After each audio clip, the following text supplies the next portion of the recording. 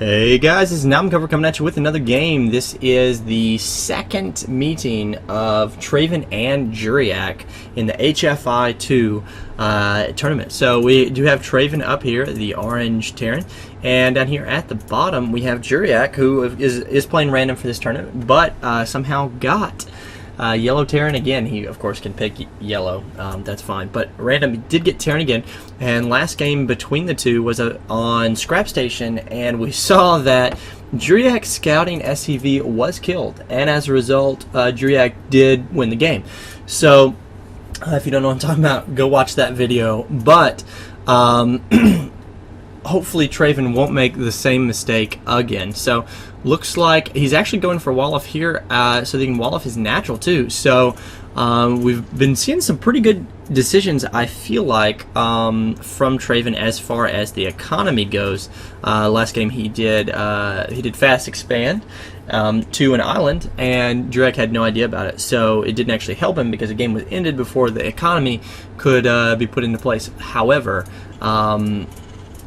yeah, I like that decision, and I'm thinking I'm going to like this decision here as well from Traven. Going to go ahead and probably fast expand again, not taking his gas, and then he does take his gas. So maybe gas a little bit early if he is going to try to fast expand, because it looks like it is decently on time with Jurayac, who has no inclination to fast expand as far as I can tell from his actions and building placement and all sorts. So this map is, of course, Blistering Sands, and I am not a fan of this map. I just think this whole area right here really awkward, because of course you have your main up here and your naturals way down here, but just like this space is like a dead space, and it, for some reason, it throws me off. Of course, each main does have these backdoor destructible rocks that, of course, if you break through, you can get in here. And so it's always advised to place some sort of supply depot, marine, something like that here on the back, just to keep a watch over that, even if you're not going to actually defend. And actually, Traven does get this supply depot up, so he is going to block this scout.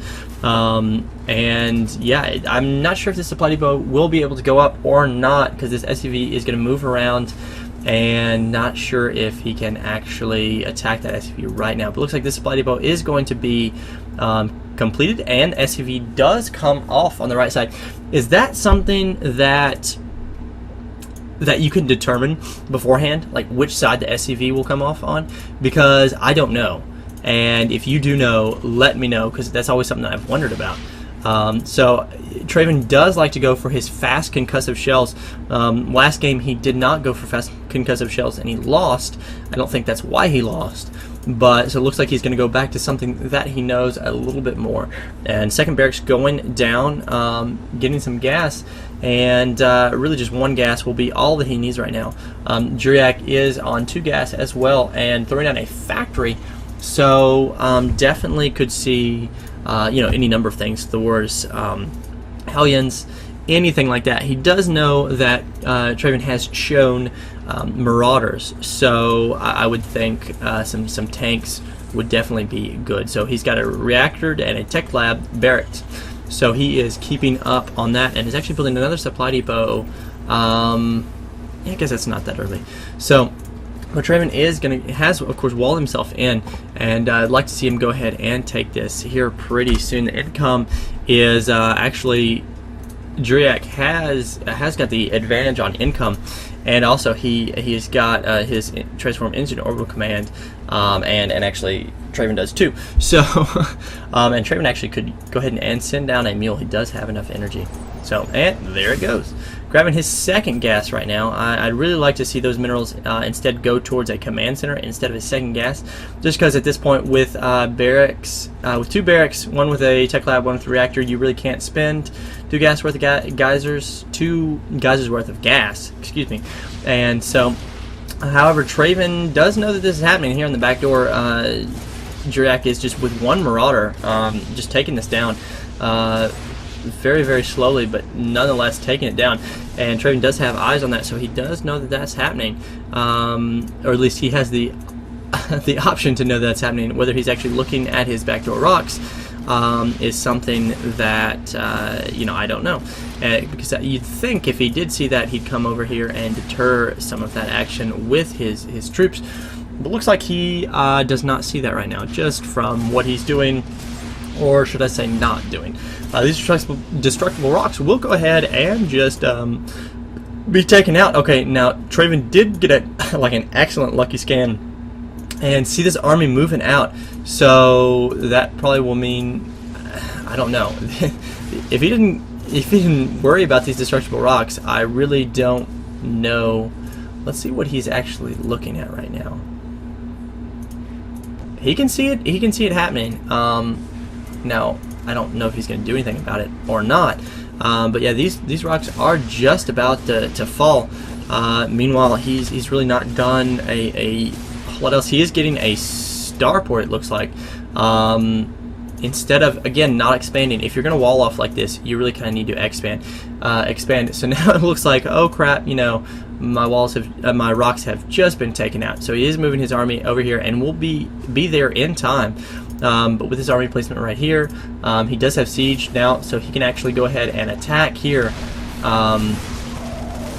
both places, and really, yeah, he's actually going to be able to take out this tank. That's excellent stem to get in here, and he could definitely hold this off if he continues to attack, and he's not going to.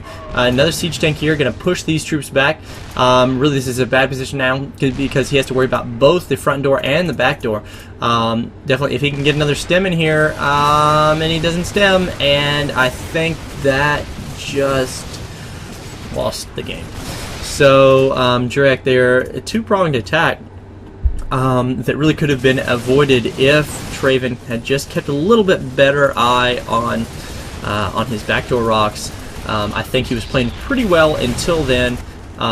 Does have getting a medevac out and a tank of his own. He doesn't have siege though, so it's not looking real good for our buddy Traven. And then of course this siege tank is just going to rain down death and destruction for these 3, 4, 5 Marines and a Marauder.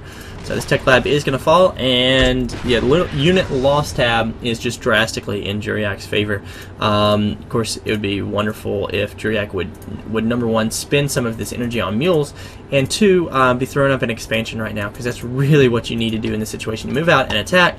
There's no way ever like that Traven would attack right now. No way. So, because of that, you want to build this command center, which he must have heard me. And he did build. So, but before this game is actually called, I want to say thank you for watching the HFI 2. Really appreciate that. If you want to participate in it or want any information or anything like that, then make sure to send us an email at hfitournament@gmail.com. and stem there, and 1 or 2 hits from that tank will just wipe out all of those units. And it looks like these Marines may have actually killed that medevac. May have actually accidentally misclicked there, because I didn't see any Marines or anything for Traven. But a couple of tanks right here will buy him some time. And really, if he scanned on here, he could hit them because they are in range. However, he can't actually see that far. So, gonna spot. Looks like he's gonna spot with the medevac. I like that a lot. That's excellent. And actually, with stem, can get some of these, but it's just one-shot that tank. Really, if he just had a couple Marines or Marauders here to kind of block this up to keep these back at base to allow these tanks to hit, he would have stood a little bit better chance. But he does go ahead and GG. So, lesson learned again from this is that even if you don't kill Jurayac's scouting probe, if you don't let him in, then he's going to kill you there as well. So, hope you enjoyed this replay. Thank you for watching the HFI 2. I hope you have enjoyed it so far, and I hope you tune in for more episodes of games and replays. So, without further ado, this is an album cover signing off.